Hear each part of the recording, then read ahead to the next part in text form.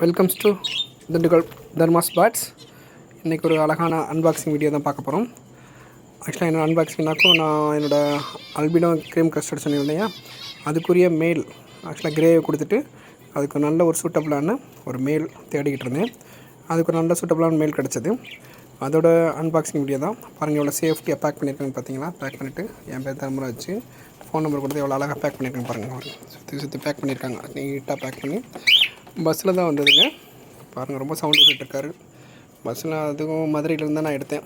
மதுரையில் என் ஃப்ரெண்ட்ஸ் இருக்காங்க, ராஜாங்கிறவர்கிட்ட கேட்டு வாங்கினேன். நல்லா பியூட்டிஃபுல்லான ஒரு பேடுங்க. ஏதாவது கெஸ்ஸிங் இருந்துச்சுனாக்கா எனக்கு இன்பாக்ஸ் பண்ணுங்கள். ஆக்சுவலாக போட்டு கமெண்ட் பண்ணிங்கனாக்கும் நான் பார்த்துக்கிறேன். என்னோடய கெஸ்ஸிங் உங்களோட கெஸ்ஸிங் எப்படி இருக்குன்னு பார்ப்போம். சரிங்களா, வாங்க இப்போ இதோட அன்பாக்சிங்கை பார்த்துடலாம். ஆக்சுவலாக இதுக்கு நான் பேடு ரொம்ப நாளாக தேடிக்கிட்டு இருந்த பேடு தான். ரொம்ப நாள் தேடி ஒரு அழகான ஒரு லூட்டினோடு அது அல்பினோடே எடுத்தேன் ஒன்று.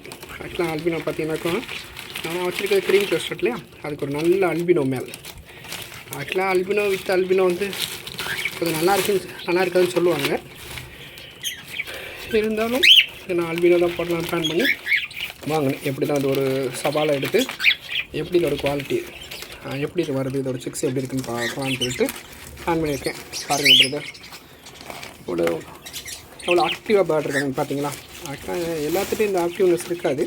உடனே இப்போ அன்பாக்ஸ் பண்ணுற டைம் வந்து நியர்லி நைட்டு 12 ஆச்சு.